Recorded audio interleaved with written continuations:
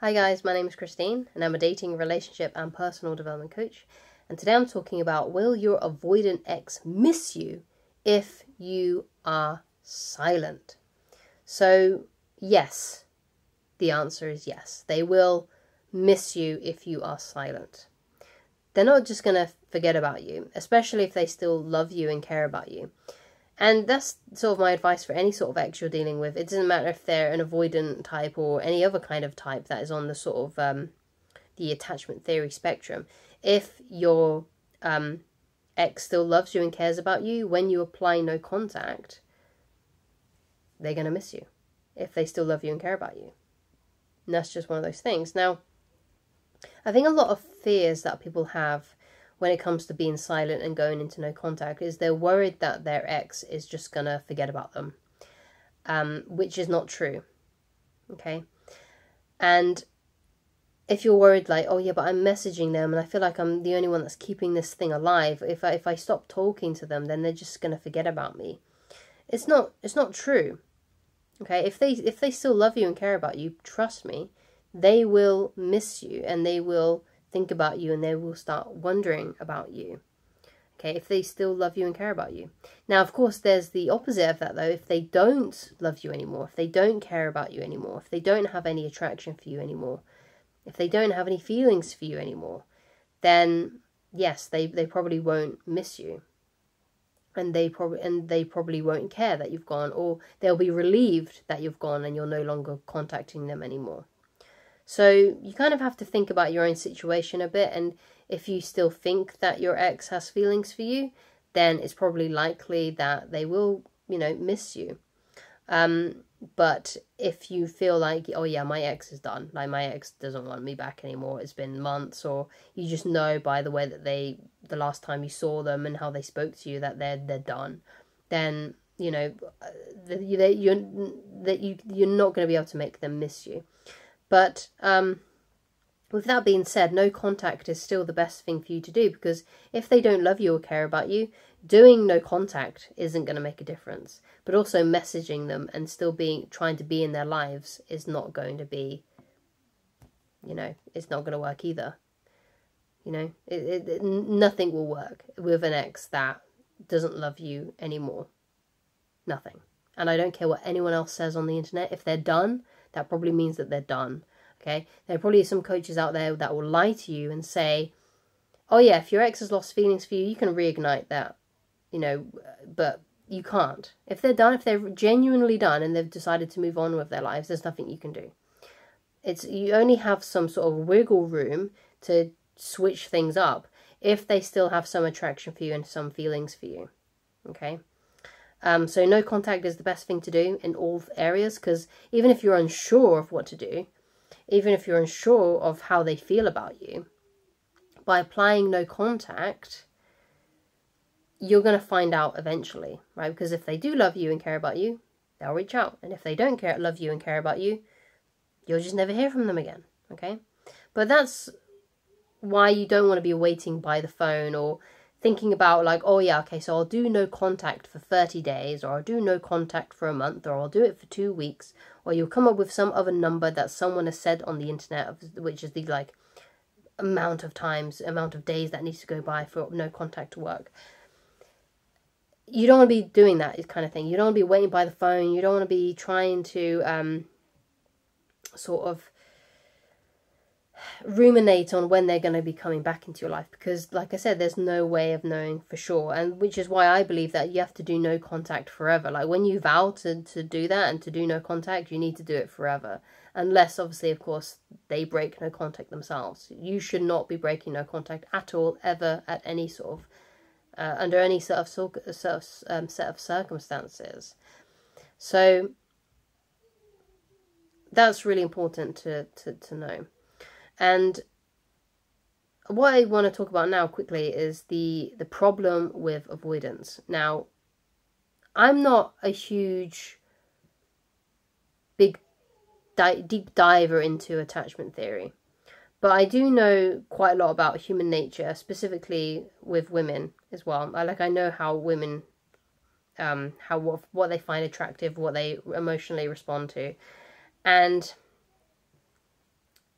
from what I've learnt myself, is that it doesn't matter what kind of attachment style a woman is. Okay? She's going to respond in certain ways to a man, no matter what kind of attachment style she is. And I think that probably does apply to men as well. Like, they're going to still emotionally respond to things the same way, like clockwork. Because if you think about humans, you know, we're very similar with each other. We've got the same kinds of brains, you know, similar bodily functions and everything. And we emotionally respond to what we emotionally respond to. It's sort of like clockwork. We are kind of like, you know, it's one of those things. Like, it was like, for example, like the trope of, or the cliche of, women are attracted to the bad boy. Yeah, this is true for like the majority of women, right? It's only if perhaps their personality is a little bit different, or they've had a certain different set of circumstances growing up, or they just happen to be more masculine or something like that, that they don't respond to the bad boy the same way that most women do. But the vast majority of women, they like a bad boy, okay? And if you apply no contact to an ex, they're going to respond the same way that that pretty much everyone will respond to, because that's the power of no contact. It's one of those things that sort of can't override human. It can't override human nature. It's one of those things that's just set in stone. Like I was saying before, though, that I was saying previously, though, it depends on how they feel about you. If they still love you and care about you, like clockwork, they will come back into your life once they think that you have gone and you've moved on with your life, because you're applying no contact so well. But in contrast to that, obviously, if a person does not have any feelings for you whatsoever anymore, then no amount of you doing no contact with them and no amount of you contacting them will change their mind either. Okay, so it all depends on how that person still feels about you and if they're still attracted to you. And it doesn't matter if they're an avoidant attachment style or any other kind of attachment style. That's just how they're going to respond. Okay, so those are the two options. They'll either come back because they still love you and care about you when you apply no contact, or you'll just never hear from them again. That's it. Okay, so another problem with avoidance is that this is the biggest issue that I have with people who have like that avoidance sort of attachment style, is that if you think that, oh yeah, the thing is though, if I apply no contact, my ex is still not going to reach out to me because they're avoidant and they're stubborn, and they'll just never reach out to me, because that's why I've got to reach out to them. That's why I've got to break no contact, because I'm the only one who can fix this thing.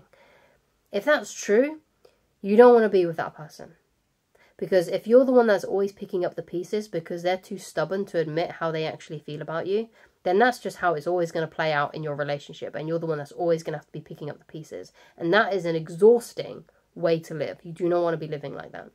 Okay? So if your ex is an avoidant and you think that they're too stubborn to come back, even if they did have feelings for you still, then let them go. Let them go. Let them lay in the bed that they've made for themselves. Because they need to grow up. If they can't admit how they feel, if they can't admit to the fact that they still want to be with you, and they're hoping that you're going to fix things even though it was all their fault, it may not have been, but let's just say, for example, it was all their fault, but they're still not going to be the one to apologise because they're an avoidant, you're better off. You're better off letting them go and letting them just lay in the bed that they made, and let them stew, let them seethe, let them miss you, and because you know, it's just not good for you to be with someone like that. So thank you so much for watching. If you'd like to get in touch with me personally and you would like help with a specific situation and by getting coaching with me, then please go to www.christineloveridge.com and pick whichever coaching option works best for you at this current time. And you can also read my book, Attracting the Beautiful Woman of Your Dreams. If you're more interested, obviously, in the X section, then go and read the last chapter, or one of the last chapters, chapter 13, about breakups. Okay, and that will give you a good ground knowledge on what to do during this breakup period, if you want them back or if you don't want them back. And also there is on the channel trailer of this YouTube channel is about how to get your ex back as well. And again, there's some useful tips in there as well, which again, both of these things you can read. You can read this for free, and you can read that for free as well, because it's here on YouTube and I read it and I read it out to you. Okay, so thanks so much for watching, and I shall talk to you again very soon. Goodbye.